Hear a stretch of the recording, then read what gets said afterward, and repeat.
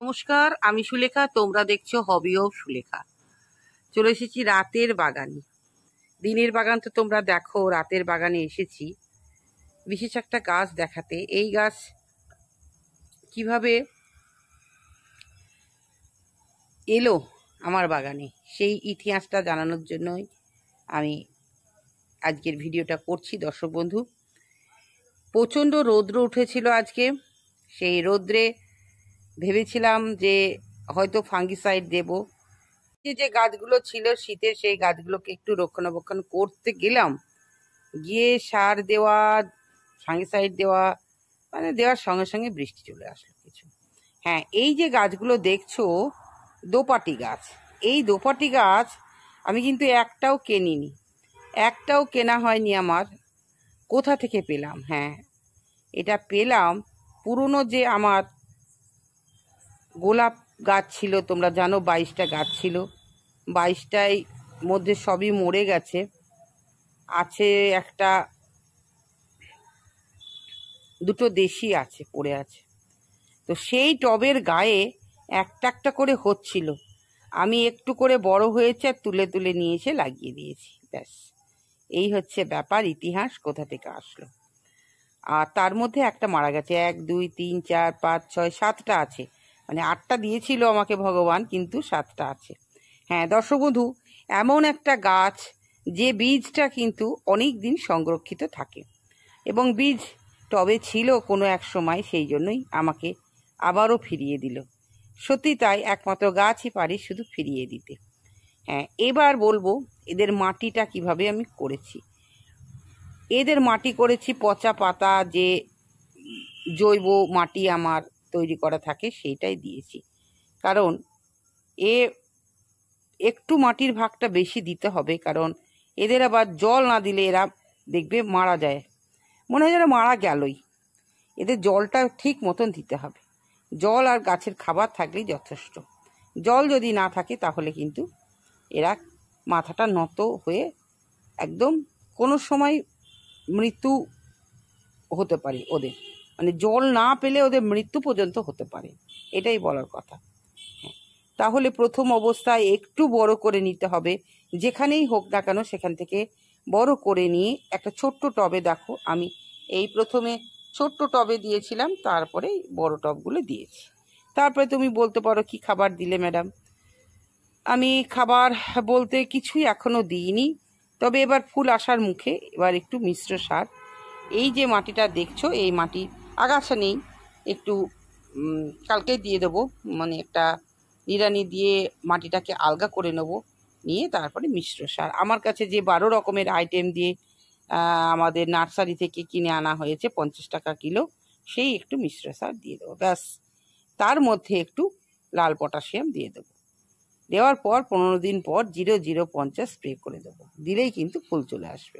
আর এই ফুলটা আসবে একদম পুজোর আগে, বুঝতেই পারছো, খুব ভালো লাগবে যে আমার গাছের ফুল দিয়ে আমি ঠাকুরকে সব পুজো দেব। পুজোর সিজন মানেই হচ্ছে দোপাটি আর শিউলি গাছও তৈরি করে ফেলেছি, তার অবস্থা খুব খারাপ ছিল, অবশ্যই আসবে একটা ভিডিও নিয়ে। তাকে কি করে বাঁচালাম আমি তো পরপর আপডেট তোমাদের দিই। শিউলি বলো, পেয়ারা বলো, কে আক্রমণ করতে আছে, যেমন মানুষ তোমার বাধা বিপত্তি অনেক কিছু অতিক্রম করে, তেমনি উদ্ভিদের জীবনেও কিন্তু অনেক বাধা বিপত্তি আসে, তারা তো নিজেরে নিবারণ করতে পারে না। তো তার জন্য আমাদেরকে সাহায্য নিতে চায় ওরা, এবং আমরাও করি সেটা। তো বেশিরভাগ কুল, তারপরে পেয়ারা, লেবু, হ্যাঁ, জবা, এইসব গাছে মিলিবাগ আক্রমণটা বেশি হয়।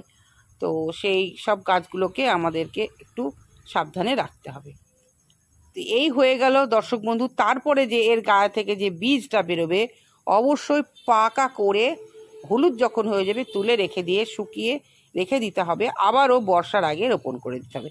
অ্যাকচুয়ালি প্রত্যেকটা সিজনের একটা স্পেশাল ফুল থাকে, তো এই সিজনের মানে বর্ষার সিজনের স্পেশাল ফুল হচ্ছে দোপাটি।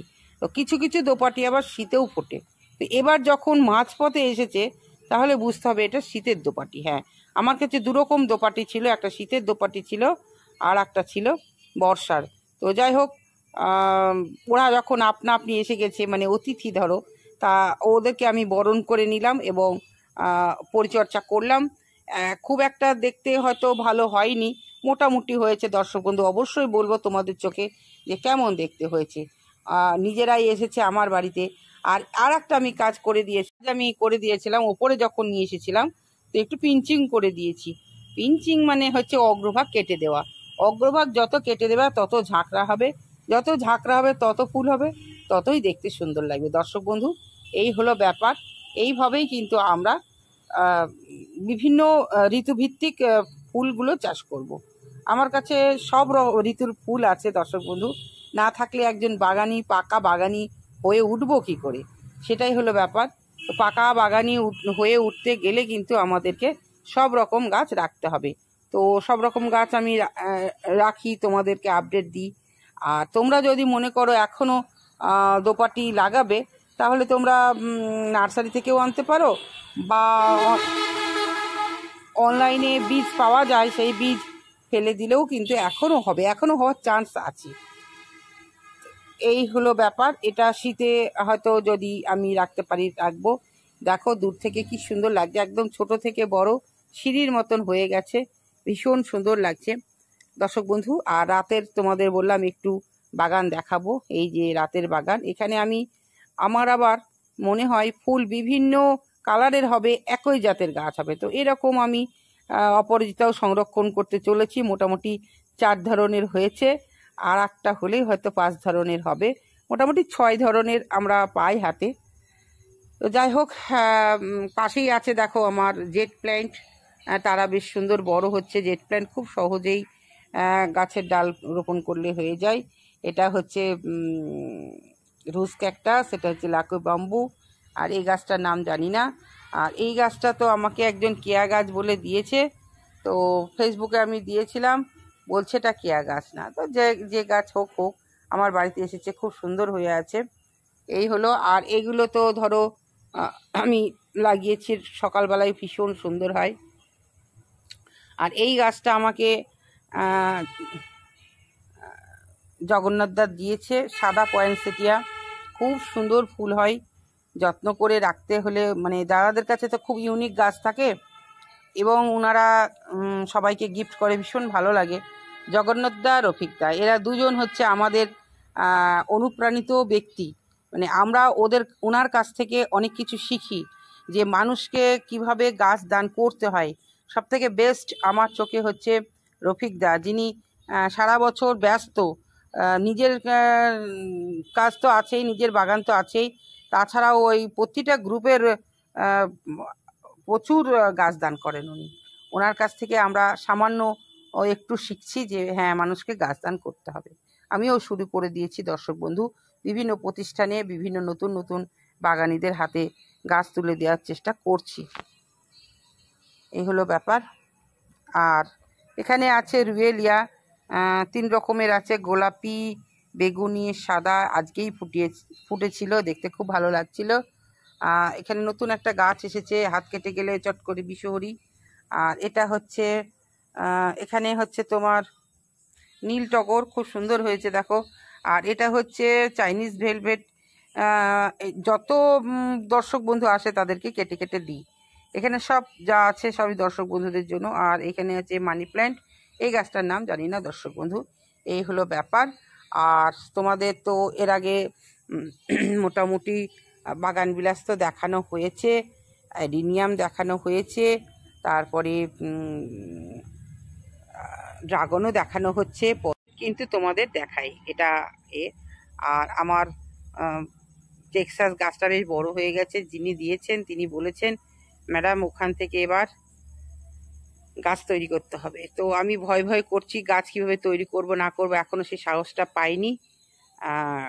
গাছ 3 বছর করছি, কিন্তু এখনও গ্রাফটিং শিখিনি, ওগুলো শিখতে হবে। সকলে যখন করছে আমাকেও সাহস রাখতে হবে, আমিও পারবো, আমাকেও করতে হবে দর্শক বন্ধু। এই হলো ব্যাপার। আজকে তাহলে এইটুকুই, আবারও আসবো নতুন কিছু নিয়ে। সকলে খুব ভালো থেকো, সুস্থ থেকো। আর হবি অফ সুলেখা চ্যানেলের পাশে থেকো। নতুন বন্ধুর প্রতি তো আবদার রইল, চ্যানেলটাকে সাবস্ক্রাইব করে পাশে থাকবে। দেখো এই আবারও নতুন করে সেজে উঠেছে। 1 মাসের ওপরে হলো, ফুল চলে এসেছে, কাটিং করার পর ফুল চলে এসেছে।